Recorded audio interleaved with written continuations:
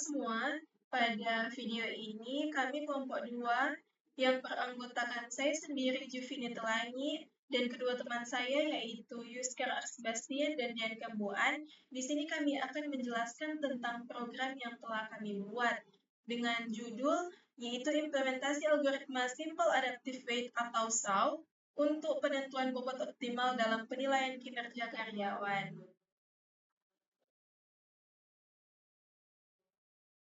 Nah, oke, sebelumnya tujuan dari program ini dirancang untuk menilai karyawan berdasarkan 3 aspek, yaitu kedisiplinan, keterampilan, dan produktivitas. Dengan menggunakan bobot yang dapat diperbarui secara adaptif, sistem ini dapat memberikan penilaian yang lebih akurat berdasarkan performa karyawan.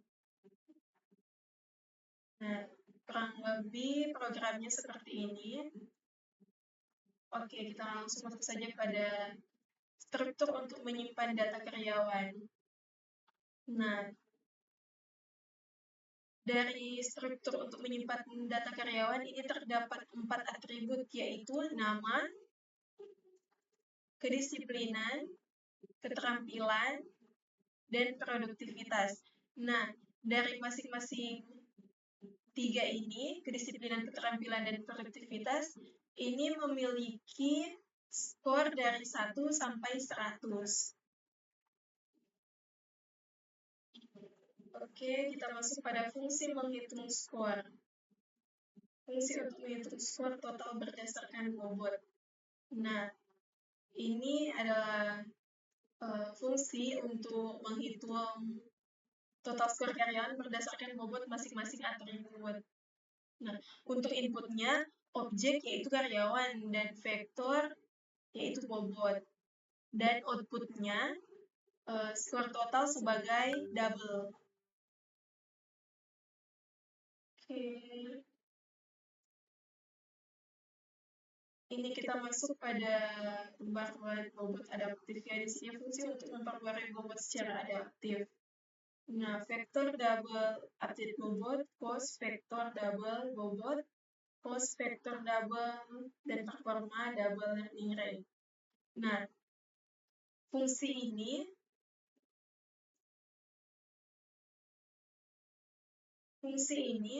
yaitu untuk memperbarui bobot berdasarkan performa karyawan dan learning rate ini.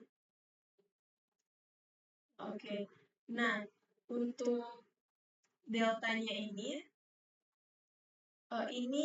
untuk menyimpan perubahan bobot di setiap atribut. Dan total performa ini adalah variabel untuk menghitung total performa karyawan yang ada. Oke, hitung total performa atau menghitung total performa. Nah, di sini ada for size TI sama dengan 0, I kurang performa size. Oke, total performa tambah sama dengan performa I. Nah, oke, ini ada lalu untuk menjumlahkan semua nilai performa untuk mendapat total performa yang akan digunakan dalam perhitungan selanjutnya. Nah, oke, kita masuk pada hitung perubahan bobot delta atau menghitung perubahan bobot delta. Nah, oke.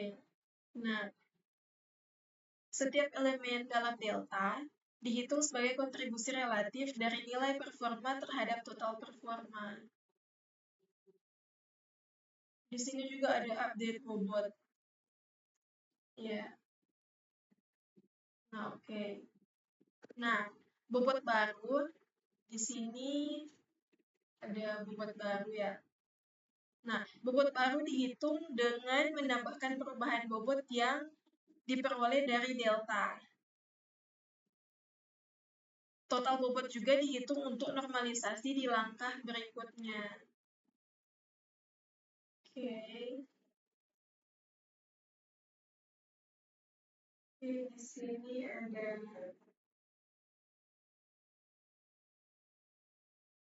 normalisasi bobot agar atau totalnya tetap 1,0. atau normalisasi bobot. Nah, setiap bobot baru dinormalisasikan sehingga totalnya menjadi 1, memastikan proporsionalitas dalam penelitian.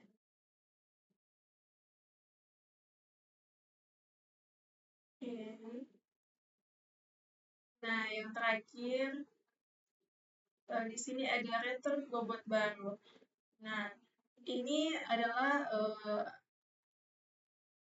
fungsi mengembalikan vektor bobot yang telah diperbarui dan dinormalisasi.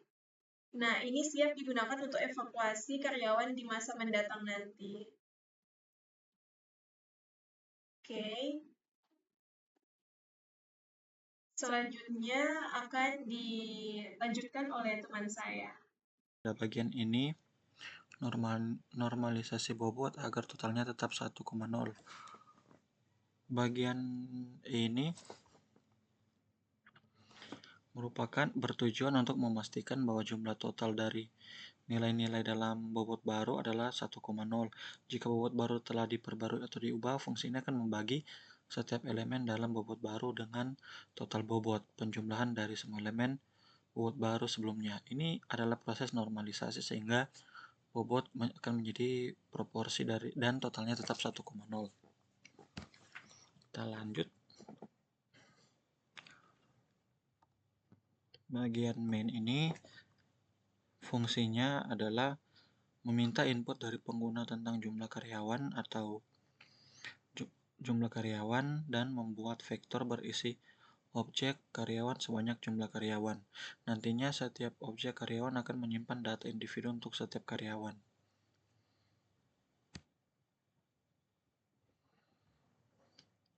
Memasukkan data karyawan secara manual. Di sini program meminta data untuk setiap karyawan, termasuk nama, kedisiplinan, keterampilan, dan produktivitas. Setiap atribut di atas akan disimpan dalam objek karyawan di dalam vektor bernama karyawan. Lalu ada inisialisasi bobot awal, yang dimana bobot awal diinisialisasi sebagai vektor bertipe double. 3 elemen yang dimasukkan ke dalam bobot adalah 0,33, 0,33, dan 0,34, sehingga totalnya ada 1,0. Ketiga nilai ini mewakili bobot yang berbeda untuk atribut kedisiplinan, keterampilan, dan produktivitas, yang mungkin akan digunakan dalam penilaian kinerja atau perhitungan lain. Lalu terakhir, double running learning rate sama dengan 0,01 pembelajaran. Variabel learning rate ini digunakan dalam proses pembelajaran. Misalnya jika ada fungsi optimasi seperti gradient descent, nilai learning rate ini akan mengontrol berbagai besar perubahan yang diterapkan pada setiap bobot dalam setiap iterasi pembaruan bobot, membantu menghindari perubahan yang terlalu cepat atau besar. Baik, selanjutnya kita masuk di bagian loop iterasi, yang dimana di sini kita melakukan 5 iterasi untuk menghitung skor dan memperbarui bobot. Yang pertama di sini kita menghitung skor untuk setiap karyawan menggunakan fungsi hitung skor dan menyimpannya dalam vektor performa. Kemudian di sini juga kita menampilkan skor karyawan, yang dimana menampilkan nama karyawan dan skor mereka dengan 2 angka di belakang koma. Setelah itu menampilkan bobot saat ini dan juga mengupdate bobot. Jadi di mana di sini kita memperbarui bobot menggunakan fungsi update bobot berdasarkan performa yang telah dihitung. Nah, setelah itu kita masuk di output hasil akhir. Jadi setelah itu di sini ada output penilaian akhir. Setelah semua iterasi, program ini menampilkan skor akhir untuk setiap karyawan dengan bobot optimal yang telah diperbarui. Dan juga format output menampilkan dengan 2 angka di belakang koma untuk skor dan 4 angka di belakang koma untuk bobot. Kemudian kita mencoba merunning program ini.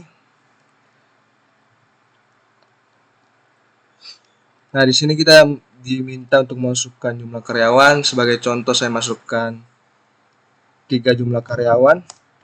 Nah, untuk data karyawan yang pertama, di sini kita diminta untuk memasukkan format nama. Sebagai contoh saya memasukkan teman kelompok saya yang pertama ada Juvenaiti. Nah, dengan skor kedisiplinan saya masukkan 75, keterampilan 78, dan produktivitas 85. Selanjutnya memasukkan data karyawan yang kedua, sebagai contoh teman saya yang Dean Kembuan dengan kedisiplinan 81, keterampilan 73, dan produktivitas 95. Dan untuk data karyawan yang ketiga saya masukkan nama saya Yuskar, kedisiplinan 78, keterampilan 84, dan produktivitas 93. Nah, di sini akan ditampilkan iterasi yang pertama untuk karyawan Juvenaiti skor 79,39, untuk Dean 83,12, dan Yuskar 85,08 dengan bobot saat ini 0,3300, 0,3300, dan 0,3400. Untuk iterasi kedua, nama karyawan Juvenaiti dengan skor 79,39, Dean skor 83,12, Yuskar 85,08 dengan bobot saat ini 0,3299, 0,3301, dan 0,3400. Dan untuk iterasi yang ketiga, Juvenaiti skor 79,39, untuk Dean skor 83,12, dan Yuskar skor 85,08. Dengan bobot saat ini 0,3298, 0,3301, dan 0,3401. Selanjutnya iterasi yang keempat, Juvenaiti skor 79,39, Dean skor 83,12, dan Yuskar skor 85,08 dengan bobot saat ini 0,3297, 0,3202, dan 0,3401. Dan yang terakhir iterasi kelima, Juvenaiti mendapatkan skor 79,39, Dean skor 83,12, dan Yuskar 85,08 dengan bobot saat ini yaitu 0,3296, 0,3302, dan 0,3401. Dengan penilaian akhir, karyawan Juvenaiti skor 79,39, Dean skor akhir 83,12, dan Yuskar dengan skor akhir 85,08 dengan bobot optimal akhir 0,3295, 0,3303, dan 0,3402. Jadi program ini menampilkan sistem penilaian karyawan. Baik, demikian yang kelompok kami dapat sampaikan. Jika ada salah kata, mohon dimaafkan. Sekian dan terima kasih.